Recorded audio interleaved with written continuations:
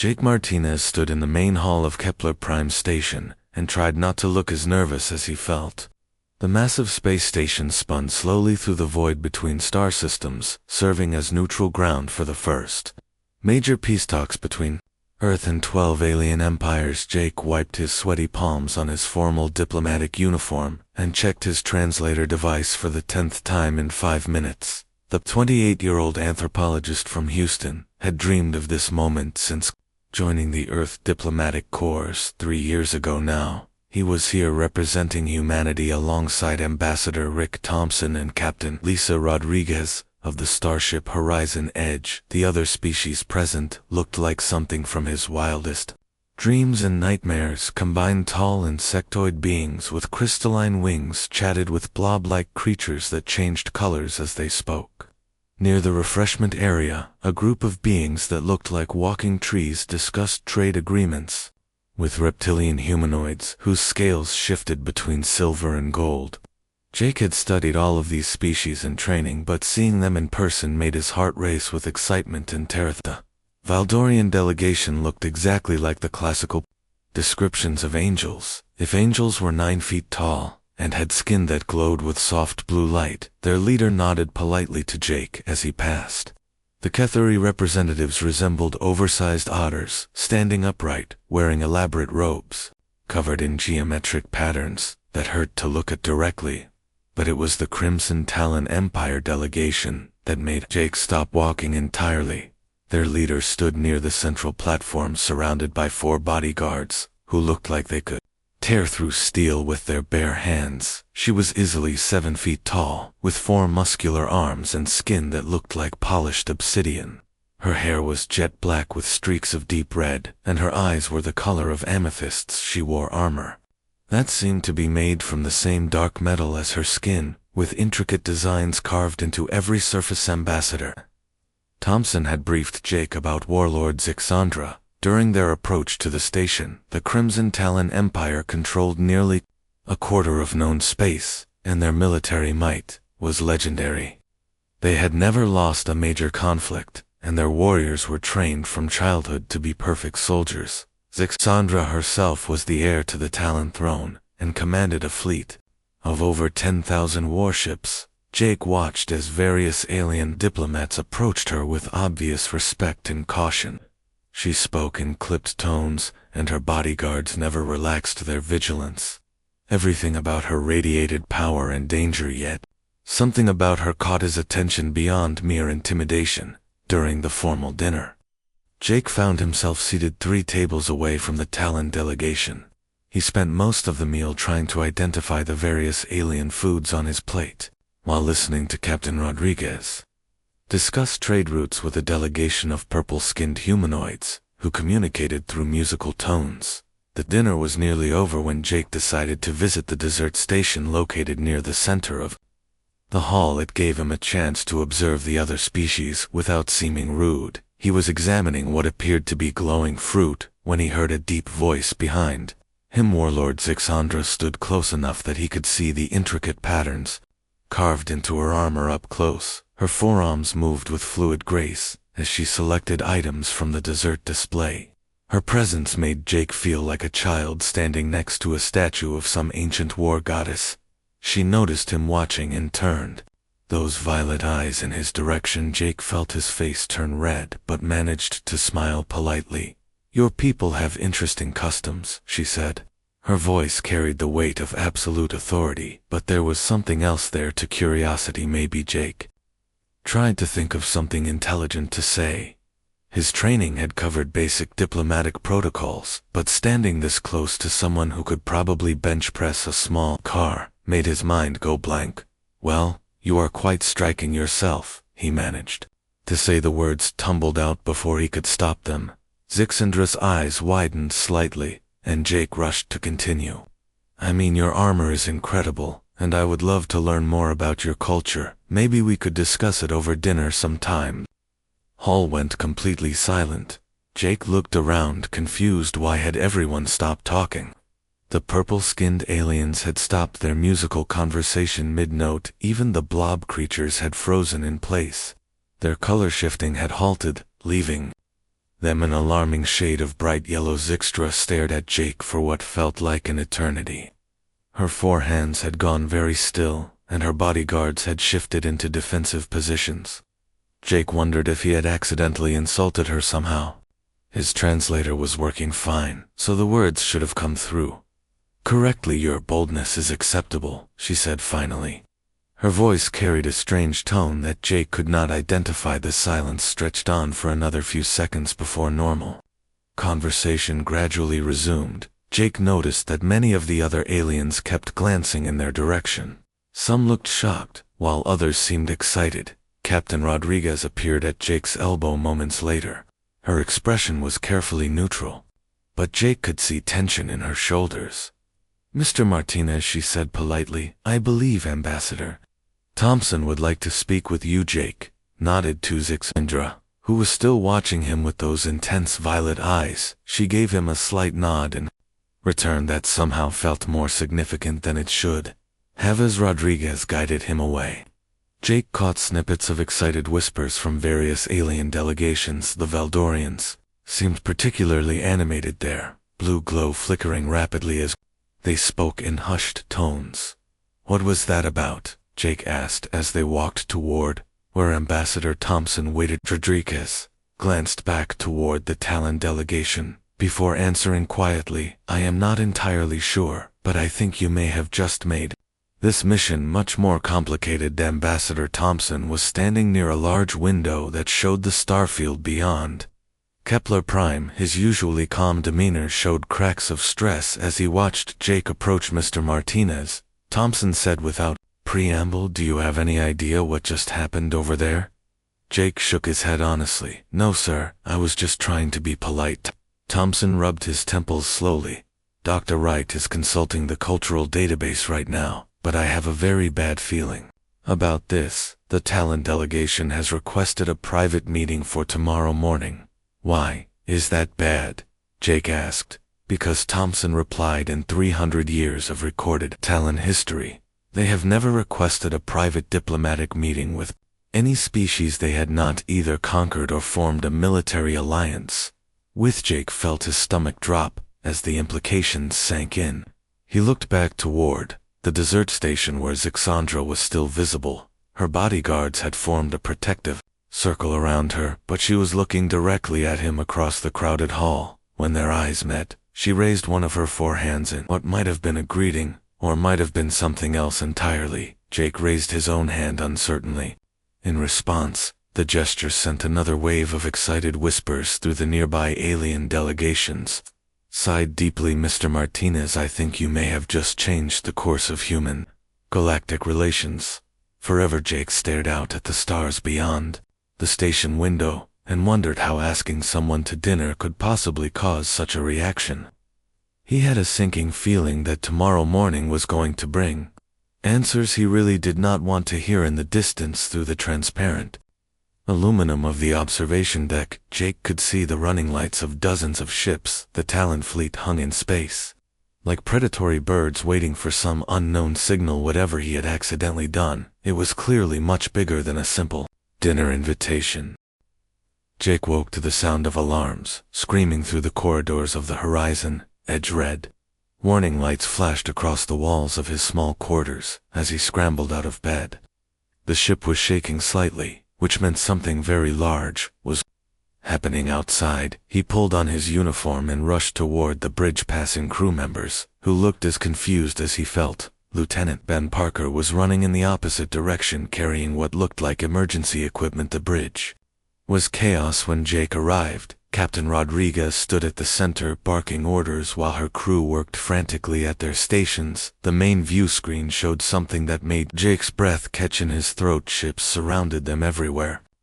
He looked massive. Warships that looked like they had been carved from black stone hung in space around the horizon edge. Each one was easily 10 times larger than their diplomatic vessel, and bristled with weapons that could probably vaporize a small moon. Admiral Katie Sullivan was shouting into her communication device, trying to raise someone on the Talon fleet. Her face was red with frustration and barely controlled panic. Captain Rodriguez noticed Jake and gestured him over the Talon Fleet arrived 3 hours ago, she said. Her voice was steady, but Jake could hear the strain underneath. We tried to contact them, but they are not responding to our hails. How many ships are there, Jake? Asked, though he was afraid to hear the answer. Sam Wright looked up from his console, where streams of data were flowing across multiple screens. Over 200 confirmed vessels, with more arriving every hour. The energy signatures suggest these are frontline military ships, not ceremonial escorts. Jake felt the blood drain from his face. 200 warships seemed like overkill for any diplomatic mission, unless something had gone very wrong. Ambassador Thompson entered the bridge, looking like he had not slept at all. His usually perfect appearance was disheveled, and he carried a datapad that was scrolling through what appeared to be cultural reference materials. Mr. Martinez, Thompson said grimly, I need you to tell me exactly what you said to Warlord Zixandra last night, word for word. Jake repeated the conversation, as best he could remember, emphasizing that he had only been trying to be polite and learn about Talon culture. Thompson and Wright exchanged looks that made Jake even more nervous. The communication system crackled to life. Admiral Sullivan looked up sharply as a deep voice filled the bridge. This is Warlord Zixandra of the Crimson Talon Fleet. We request permission to board your vessel for formal proceedings.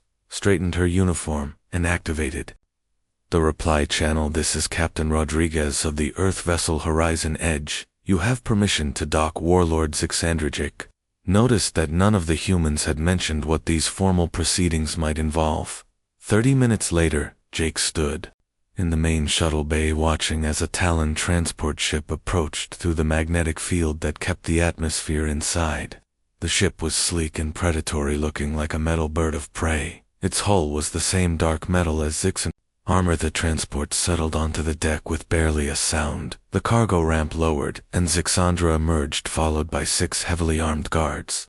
Jake had thought she looked impressive the night before, but seeing her in full ceremonial armor was something else entirely. She wore a cape that seemed to be made from some kind of scaled hide and carried a staff that looked like it could double as a weapon. Each of her 4 arms bore intricate gold bracers, and her hair was woven with metal threads that caught the shuttle bay light spot. It was what the guards were carrying that made Jake really nervous. They brought gifts, lots of them crystals, the size of Jake's head, that pulsed with inner light metal sculptures that looked like they depicted famous battles, weapons that were clearly ceremonial, but still looked deadly enough to cut through starship armor. And at the center of it all, carried by 2 guards working together, was something that looked like a crown. The crown was made from the same dark metal as everything else Talon related, but it was covered in engravings, so detailed that Jake could not make out individual symbols from where he stood. Gems were embedded in patterns that seemed to shift and change as the light hit them. Zixandra approached the gathered humans with the same fluid grace Jake remembered from the night before. Her violet eyes found his immediately, and she inclined her head in what might have been a greeting. Ambassador Thompson stepped forward. Diplomatically, Warlord Zixandra, we are honored by your presence and these magnificent gifts, though I confess we are uncertain about the nature of these proceedings. Zixandra turned those intense eyes on Thompson, but when she spoke, it was clear her words were meant for Jake. The gifts are traditional for bonding negotiations, she said. The crystals represent the strength of union. The weapons symbolize protection.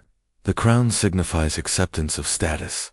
Jake felt like someone had just punched him in the stomach. Bonding negotiations. He looked at Thompson, who had gone very pale. Dr. Wright was frantically consulting his datapad. Behind him, Amy Foster, the communications officer, was typing rapidly into her console, probably sending emergency messages back to Earth Command. What exactly? Jake started to say, then stopped himself. Maybe asking questions right now was not the best idea. Zixandra seemed to take his hesitation as some kind of diplomatic protocol. She gestured to her guards, who brought the crown forward. The metal gleamed under the shuttle bay lights, and Jake could see that the engravings were actually tiny scenes of battles and ceremonies. This is the crown of bonding intent, she said formally.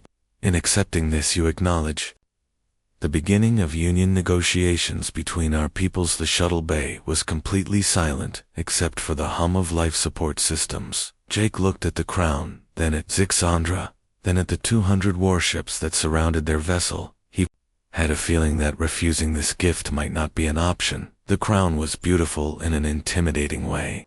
The metalwork was incredible, and the gems caught the light like captured stars. Jake found himself genuinely impressed by the craftsmanship. "This is amazing," he said, reaching out to touch one of the carved panels. "The detail work is incredible. I have never seen anything like it." As soon as his fingers made contact with the metal, every Talon guard in the shuttle bay dropped to one knee. The eyes widened, and she made a sound that might have been surprise or approval. Jake quickly pulled his hand back, but the damage was apparently done.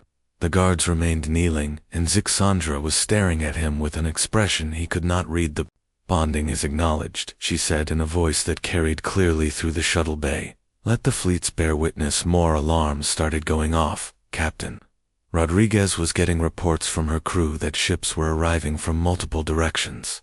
The view screen now showed vessels from at least 6 different alien empires, all positioning themselves around Kepler Prime. Communications Officer Forster looked up from her console with panic in her eyes. "Captain, we are receiving messages from Earth. Command the Valdorian High Council, the Cathari Trade Federation, and at least 12 other governments. They all want to know what is happening here." Dar, right. Finally looked up from his research with an expression of complete horror. "Ambassador," he said quietly, "according to Talon tradition, the acceptance of the bonding crown in front of witnesses constitutes a formal engagement." Jake felt the universe tilt sideways. "Engagement, as in marriage." Thompson closed his eyes and took a deep breath. "Mr. Martinez, I believe you have just become engaged to the heir of the most powerful military empire in known spaces." Zixandra was still watching Jake with those violet eyes, but now there was something else in her expression, something that might have been curiosity or interest. She stepped closer until she was standing directly in front of him. "Your acceptance honors both our peoples," she said. Her voice was softer now, less formal. "You show wisdom in recognizing the strength of this union." Jake opened his mouth to explain that he had just been admiring the craftsmanship, but looking around at the kneeling guards and the alien fleets gathering outside, he realized that might not be the best approach. Instead, he managed to say, "Thank you. The honor is mine." Another wave of whispers went through the assembled humans and Talons. Jake caught Thompson mouthing the words "oh no" repeatedly while Wright was frantically scrolling through more cultural data. This was definitely not how Jake had imagined his first diplomatic mission would go. Outside the viewports, more ships continued to arrive. The peaceful trade negotiations had apparently turned into something much larger and much more complicated. Jake looked at Zixandra, who was still standing close enough that he could see the complex patterns woven into her hair, and wondered how he was going to explain this to his mother. The situation aboard Kepler Prime had gone from complicated to completely insane in less than 24 hours. Jake sat in the diplomatic briefing room staring at a holographic display that showed the gathering fleet around the station. What had started as 12 alien empires coming for trade talks had turned into the largest military gathering in recorded galactic history. Dar. Nicole Barnes had arrived 6 hours ago on an emergency transport from Earth, bringing with her a team of the best xenopsychologists and cultural experts humanity could find. She was currently pacing around the briefing table while reading from a datapad that contained everything known about Talon marriage customs. "Mr. Martinez," she said, "for the 5th time you need to understand the scope of what has happened. Warlord Zixandra is not just any Talon noble. She is the designated heir to the Crimson Talon throne and the supreme military commander of their entire empire." Jake rubbed his temples, where a headache was building. "I get that, Dr. Barnes, but I was just trying to be polite. How was I supposed to know that complimenting someone and asking them to dinner would count as a marriage proposal according to our research?" Barnes continued. "Talon courtship involves very specific rituals. First, you must demonstrate your worthiness by acknowledging their strength. Then you must show your commitment by requesting private time to discuss the future. Finally, the formal proposal involves the exchange of significant gifts. Jake thought back to his conversation with Sixendra. I told her she was striking, I asked about dinner, and I accepted her crown. All 3 traditional steps, Barnes said grimly, and you did it in front of witnesses from 12 different species by Talon law. You are now formally engaged to the future. Empress of the Crimson Talon Empire. The communication system activated, and Amy Foster voice came through the speaker's. Captain Rodriguez, we have incoming priority messages from Earth. Command the Galactic Trade Council, and something called the Void Hunters. Alliance Captain Rodriguez, who had been standing quietly near the viewport, looked up sharply. The Void Hunters are responding. What do they want? Foster voice carried obvious worry. They are demanding that the Talon Empire cease all expansion activities. The engagement is being seen as a potential military alliance between Earth and the Talons. Several empires are threatening to take preemptive action. Jake felt his stomach sink deeper. Military alliance. He looked at the holographic display where the number of ships kept growing. The peaceful trade station was starting to look like a war zone. Dar Wright entered the briefing room carrying his ever-present datapad and, looking exhausted. Ambassador Thompson is in emergency session with the station commanders. The situation is spiraling beyond our control. 3 more empires have declared the engagement a threat to galactic stability. What does that mean exactly? Jake asked. It means, Barnes replied, that several alien governments think Earth and the Talon Empire are planning to conquer the galaxy together.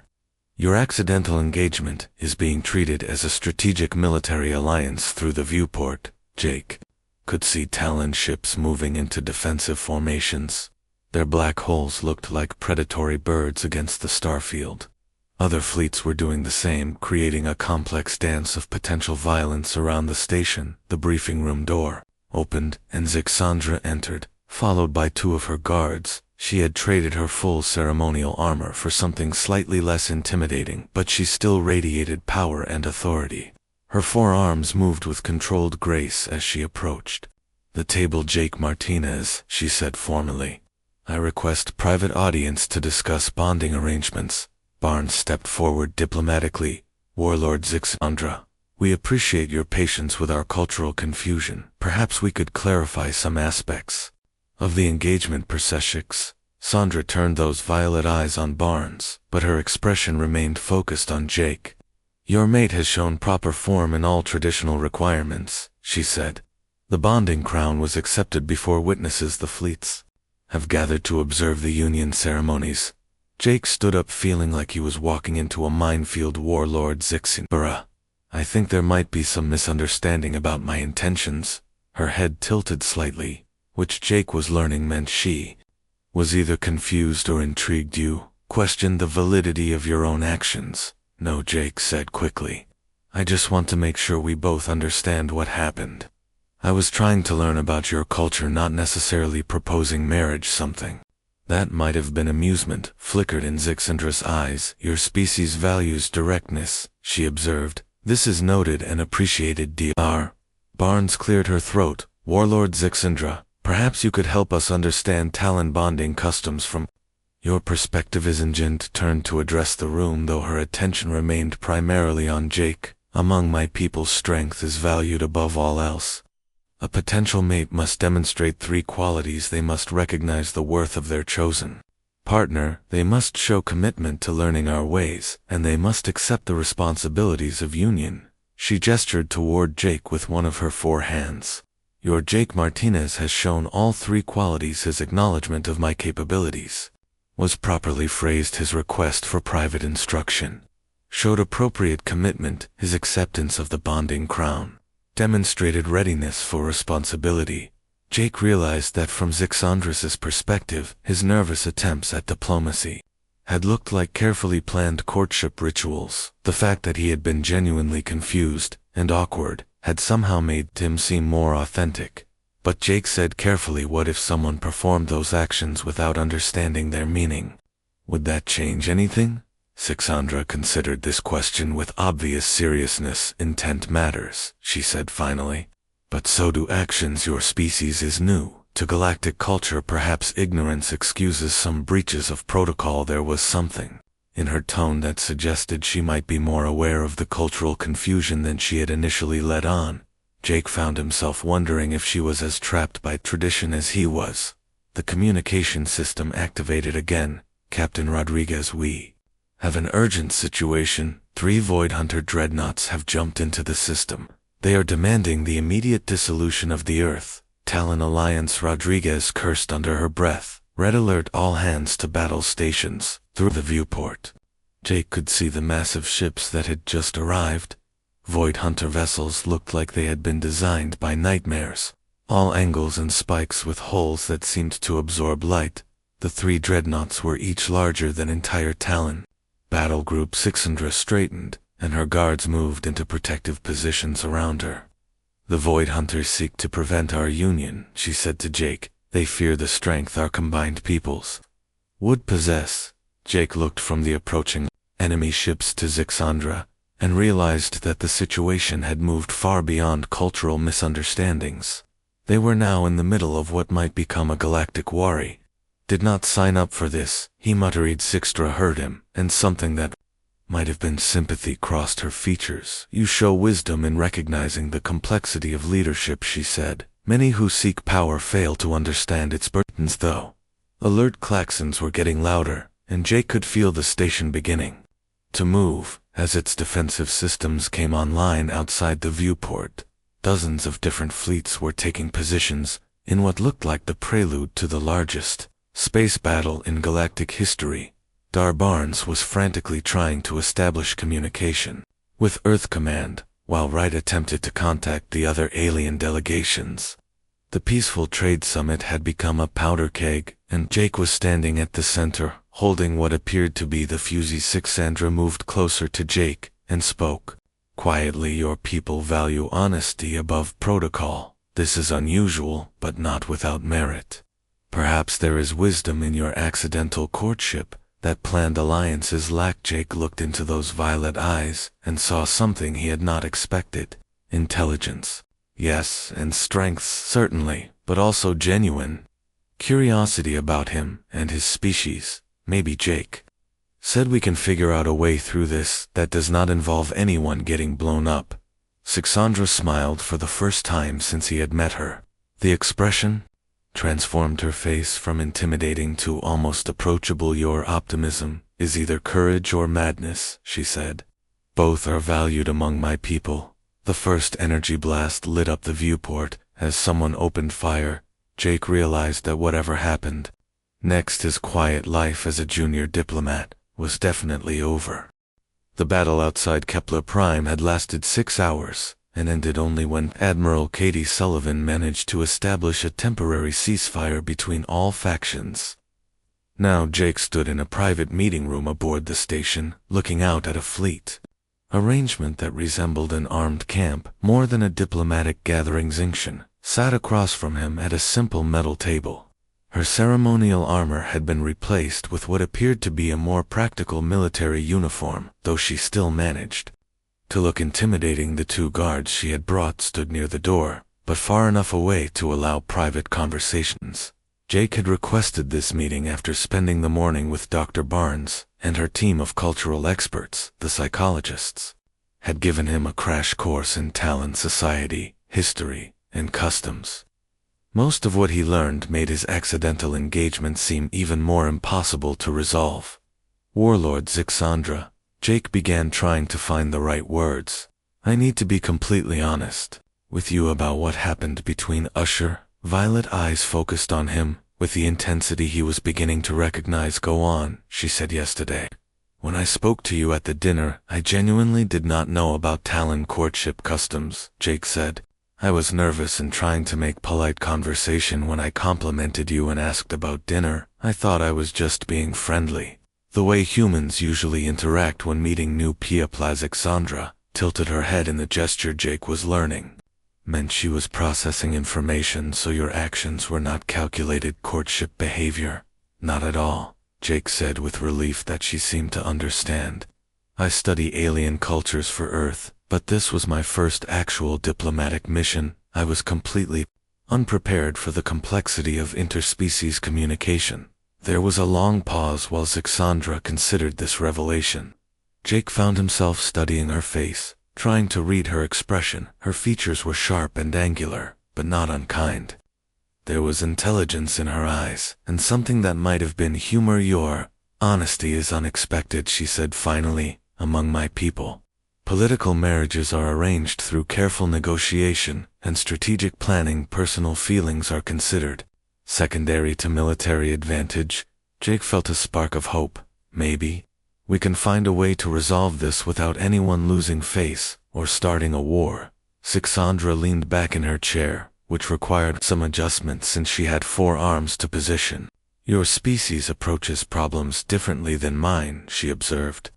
When faced with a complex situation, humans seem to seek creative solutions, rather than following established protocols. That is kind of our thing, Jake admitted. Sometimes it gets us into trouble, but sometimes it helps us find answers nobody else thought of. What solution do you propose? Zixandra asked. Jake had been thinking about this since Dr. Barnes explained the political implications of their situation. The problem is that calling off the engagement would be seen as an insult to your people and might destabilize the region. But going through with a marriage neither of us planned could be even worse. Zixandra nodded. This is accurate. The gathered fleets represent significant political interests. If we simply declare the bonding void, it could be interpreted as weakness or deception. What if we created a third option? Jake suggested, something that honors both our cultures while giving us time to figure out what we actually want to explain. In human culture, Jake said, we have something called a courtship period, where people get to know each other before making permanent commitments. It allows both parties to learn about each other and decide if they are truly compatible. Concept exists among Talons as well, Zixandra said, though it is usually brief and formal. What if we declared an extended courtship period? Jake continued. You could teach me about Talon culture, and I could show you human customs. The political aspects would be satisfied, because we are honoring the engagement, but we would have time to develop a real relationship, or find an honorable way to separate. Zixandra was quiet for several minutes. Jake could see her considering the idea from multiple angles. Her strategic mind was probably analyzing the political ramifications. While weighing personal preferences, this proposal has merit, she said finally. It would allow both our peoples to observe our compatibility, while maintaining the dignity of the bonding announcement. Jake felt a wave of relief. This could actually work, but there are complications, Zixandra continued. The other empires have already begun positioning themselves based on the assumption of an Earth Talon alliance. A lengthy courtship might be seen as an attempt to gain military advantage through delay. Had not considered that angle. What if we made it clear that the courtship includes learning about each other, military capabilities too, like cultural exchange, that includes strategic cooperation? Zixandra looked genuinely surprised by this suggestion. You would willingly share human military knowledge? Well, Jake said, within reason we would want to know about Talon capabilities. Too, it would be a mutual learning process that could benefit both our peoples, whether we end up married or just allied. The communication panel on the table chimed in. Captain Rodriguez's voice came through. Jake, we have Dr. Wright on the line with some important cultural research. Jake activated the reply. Go ahead, Dr. Wright, sir. Wright said, I have been consulting with the Talon cultural attaché aboard their flagship. The concept of extended courtship exists in their traditions, but it requires specific conditions to be considered valid. What kind of conditions? Jake asked. Both parties must demonstrate their commitment through shared challenges, Wright continued. The courtship must include trials that test compatibility in leadership, combat strategy, and cultural understanding. Jake looked at Zixandra, who had straightened in her chair. This follows traditional protocols, she said. The trials would allow our peoples to observe our partnership developing naturally. Would your military accept this approach? Jake asked. Zixandra smiled slightly, showing teeth that were sharper than human normal. My commanders respect strength above all else. If you can prove your worth through trials, Rather than political maneuvering, they will accept the legitimacy of our bond. The door chimed, and Ambassador Thompson entered, looking like he had been running. Thompson said, "There is another development. The Void Hunters have agreed to the ceasefire, but only if they can observe whatever process we use to resolve the engagement situation." "Why? Do they care so much?" Jake asked. "Because Barnes said, entering behind Thompson, an Earth-Talon alliance would shift the balance of power in this sector of the galaxy. The Void Hunters want to make sure we are not planning some kind of conquest." Singstra stood and began pacing with the fluid grace Jake was beginning to associate with barely controlled energy. "The Void Hunters fear what they do not understand," she said. "They see strength as inherently threatening. Maybe that is something we can change," Jake said. "If we can show them that our relationship is based on mutual respect rather than military conquest, it might ease their concerns." Thompson looked skeptical. "How exactly would we demonstrate that?" Jake looked at Zixandra, who was watching him with those intense violet eyes. "What if our first trial involved working together to help someone else? Instead of showing military cooperation, we could demonstrate humanitarian cooperations." Sinjandra stopped pacing and stared at Jake. "This is not a typical approach to courtship trials." "That is exactly why it might work," Jake said. "It would show that humans and Talons can work together for peaceful purposes, not just military ones." The communication system activated again, with an urgent tone from the bridge captain. "We have reports of distress calls from the civilian station at Proxima 7. They are under attack by raiders and requesting immediate assistance." Jake and Zixandra looked at each other, and Jake could see the same thought forming in both their minds. "That could be our first trial," Jake said. Zixandra nodded slowly, with something that might have been admiration growing in her expression. "You continue to surprise me, Jake Martinez. Perhaps there is wisdom in your species' unconventional approach to problem solving." Thompson looked between them nervously.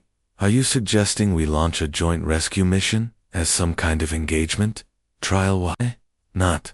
Jake said. "It would demonstrate that our partnership is about protecting people, not conquering them, and it would give us a chance to see how well we actually work together." Sixtra was already moving toward the door. "I will speak with my fleet commanders," she said. "Jake Martinez, your creativity may yet prove more valuable than traditional strategy." As she left, Jake realized that he was no longer thinking about how to escape the engagement. Instead, he was genuinely curious about what kind of partnership he and Zixandra might be able to build. The joint fleet that jumped into the Proxima 7 system was unlike anything the galaxy had ever seen. Human ships flew in formation with Talon warbirds, while vessels from 6 other species provided support and observation. Jake stood on the bridge of Zixandra's flagship, watching the tactical display show their approach to the besieged civilian station. The raiders attacking Proxima 7 were identified as Skull-Tide Pirates, a group known for targeting defenseless settlements. Their ships were fast and well armed, but nothing compared to the force bearing down on them. Jake could see them beginning to scatter as soon as the Allied fleet appeared on their sensor. Zixandra stood at the tactical station, coordinating the rescue operation. With a precision that impressed Jake, her 4 arms moved independently, operating multiple control interfaces while she issued orders to both Talon and human commanders. The way she seamlessly integrated different fleet tactics showed a strategic brilliance that went far beyond mere military training. Jake watched Captain Rodriguez coordinate the human ships through the communication system, while Lieutenant Ben Parker provided tactical analysis. The cooperation between human and Talon crews was working better than anyone had expected. Warlord, the Talon tactical officer, reported 3 civilian transports are trapped near the station. They cannot escape, while the pirates maintain their defensive position. Jake studied the tactical display and noticed something the others had missed. The pirates were using the civilian ships as shields, positioning themselves so that any direct attack would endanger the refugees. Zixandra, he said, pointing to the display. "What if we split their attention? The pirates are counting on us being afraid to fire near the civilians." She followed his gesture and immediately understood.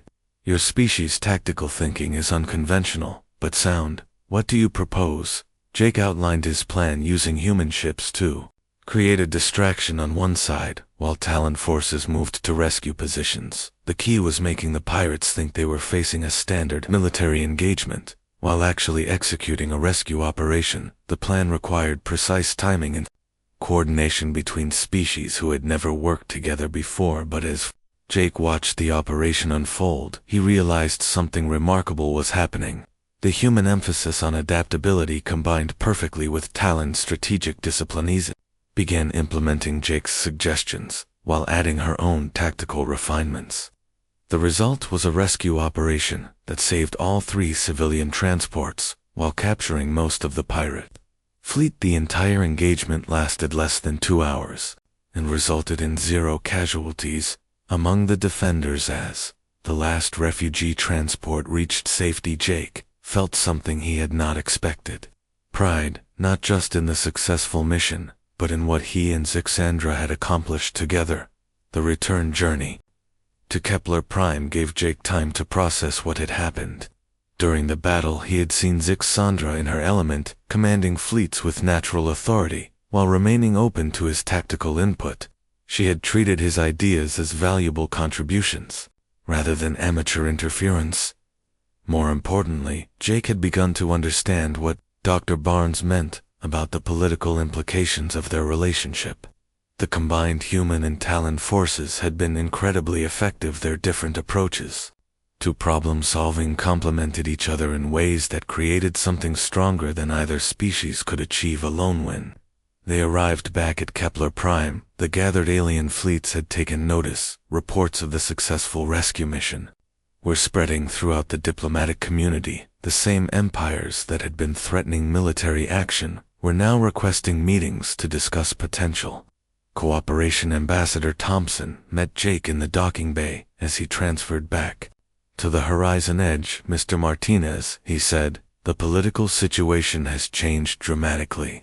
6 different species have requested formal discussions about trade and mutual defense agreements. Jake looked back at Zixandra's flagship, where she was conducting her own debriefing sessions with Talon commanders through the viewports. He could see her animated gestures as she discussed the mission.